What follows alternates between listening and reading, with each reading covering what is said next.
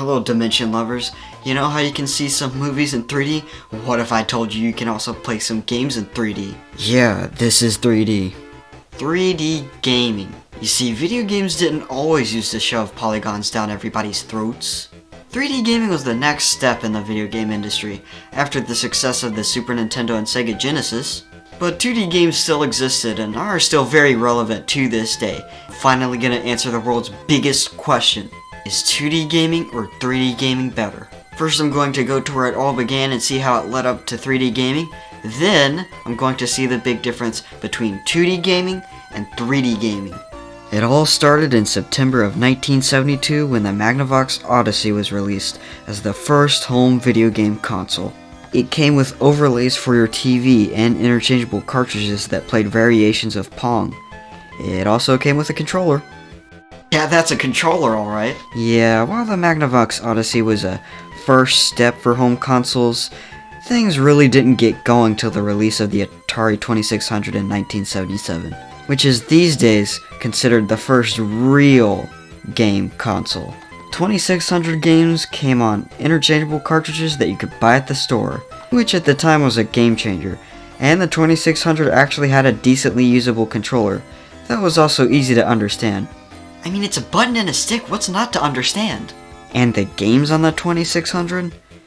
I mean, it's still a step up from the Magnavox Odyssey. A few years after the release of the 2600, there was a crash in the video game industry, mainly due to poor quality of the number of video games and consoles, and more interest in personal computers for gaming. But during that time, a new video game console was released in Japan, called the Famicom, which was released by Nintendo, who before this was really into trading cards and made toys for a while too. Then in 1985, they released the Nintendo Entertainment System to the West, which is basically America's version of the Famicom. And the Famicom and the NES were basically made to avoid the missteps and mistakes of the other consoles. The NES was revolutionary.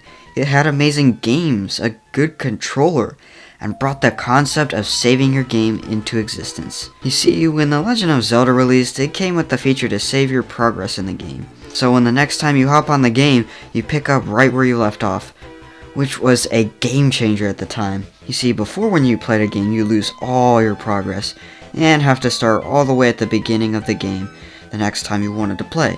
This was a big step up for gaming at the time, and started to become a normalized thing. Now with the big success of the NES, it was clear that Nintendo wanted to fully shift into the gaming industry and make more games and consoles.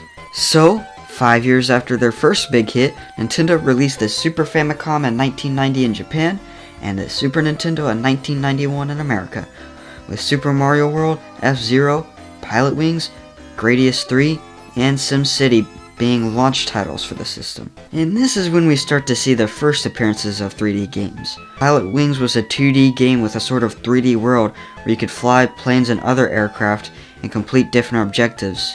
Later in the SNES lifecycle, Star Fox released, and it was similar in that it used 2D graphics in a 3D space. But the actual gameplay and story of Star Fox made it very different from Pilot Wings. And there were also games on the SNES that turned 3D models into 2D sprites, making the characters appear 3D, but really being 2D. But this wasn't true 3D gaming. This was 2D gaming trying to mimic what 3D gaming would be like. During all this stuff happening with the SNES, Sega started to make a bigger appearance in the gaming industry. So Sega released the Sega Genesis after the not so successful Sega Master System to basically compete with the SNES. And it did do a pretty good job. They also had a good line of games, and a good controller. And they also released multiple add-ons for their system, 32X for the Sega Genesis, and the Sega CD add-on. You see, CDs were becoming way more mainstream at the time because they could hold much more information than a standard cartridge could. That's what drove Nintendo to partner with Sony to make their own CD add-on for the SNES. But then Nintendo ditched the partnership and then partnered with Panasonic for the add-on that was eventually scrapped entirely. Because of this embarrassment, Sony decided to make their own console that they were going to call the PlayStation. The PlayStation was going to be one of the first consoles to play fully 3D games, and Sony was hyping it up. The PlayStation released in 1994 and was a big hit because it had great games, it came out before Nintendo's next console, and it was cheaper than the Sega Saturn. You'd be a fool not to get it. By the end of its life cycle, it sold over 100 million units. But what about Nintendo? Nintendo was working on their next system and showed what it was going to look like a couple of times. And in 1996, the Nintendo 64 was born. Now, unlike the NES and the SNES, this console looked a bit odd. The controller was a weird shape, and for some reason, Nintendo decided to make a stupid decision and continue to use cartridges for their video games instead of using CDs, which were far superior at the time. But all that being said, the N64 released, and it released with 2 games, Pilotwings 64 and Super Mario 64. Now, it only released with 2 games, but 2 amazing games. It came out with Pilotwings from a new perspective, and it came out with a Mario game with a small but open world to explore. And that's the main difference between 2D games and 3D games. 2D games are more linear with a clear start and end point, at least for most of them. And 3D games are more open, there's more exploration. There isn't a clear endpoint, instead you have to look for one. There's big areas to explore, different objectives you might have to complete, and a lot of possibilities.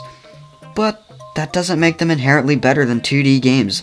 No, not at all. 2D games are more linear and have a more set path.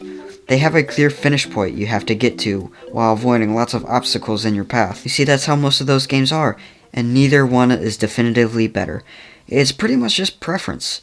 Would you prefer a 2D platformer with a clear start and finish, or do you prefer a 3D action-adventure game with a huge world to explore and no clear path?